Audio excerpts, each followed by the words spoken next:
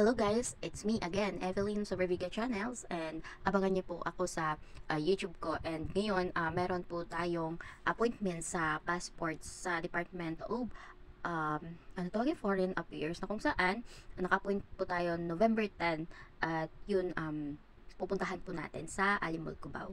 At yun, tingnan nyo, nagpa-pretty si Iyay kasi fresh daw siya kasi morning. Good morning. Ayan, may pasilong pa.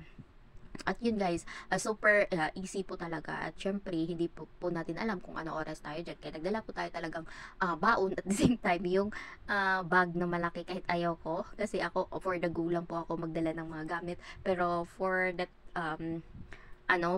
kailangan pupuntahan talagang dalhin lahat para at least, 'di ba? Ready na, hindi na kailangan bumalik. So ayan. So after nyan, tapos na tayo sa pag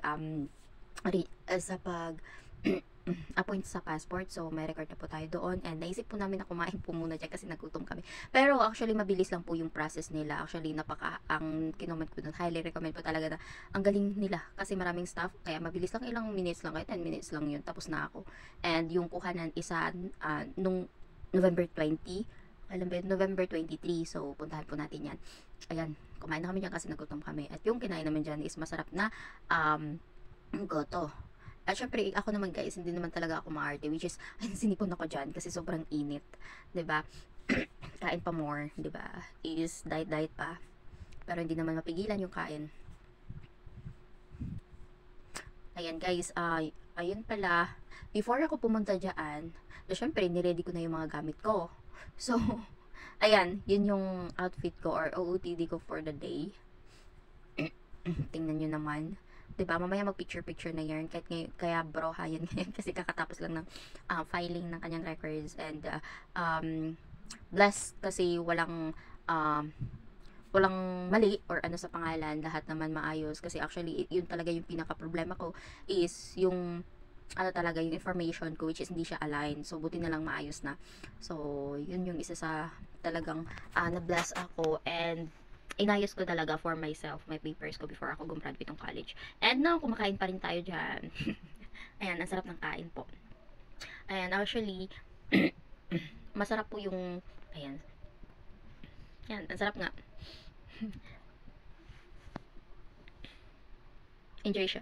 Enjoy ako dyan kasi kahit mainit pero ang sobrang sakit. Actually, ang sinasabi ko po dyan is yung nagkukwento kami about sa future namin if ever nandun na kami sa ibang bansa. Parang yun yung kagandahan sa ano tawag niyan, long term relationship, which is pinag-uusapan niyo na po yung future niyo talaga. So kumbaga may pupuntahan talaga yung mga ginagawa niyo sa buhay. So ayan yung pag lang, 'di ba, kwentuhan, ganun. Ayan. Yun, naisip din namin dyan sa likod kasi parang nahiya na ako kumain dyan kasi nga akala ng tao na yun, grabe naman kumain tong babae na to. Pero naisip namin dyan, bumili ng ng drinks, o diba? Malaki na nga yung tiyan, drinks, tingnan mo. Nagkakaroon ng ng hamburger. Ayan, don't mind na lang po sa ating tiyan. But, ayun, 5 pesos na lang nilalaman ng wallet. Ayan, so pinakita ko na po sa inyo yung Department of Foreign Affairs, which is dyan po ako sa Liverpool kumuha. Easy na po yung pagkuha. Like dati, mahirap siya pagkuha ng passport. Pero ngayon, hindi na siya mahirap. And nakita nyo dyan, di ba? Bibili pa talaga siya ng soft drinks. Kahit, ay, diet na daw. Pero hindi mapigilan. Nakita yung Coke.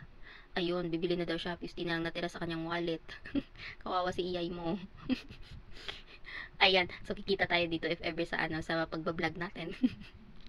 Ayun, model pascalator model yung yung girl niyo, ayan, with Mama Mayara.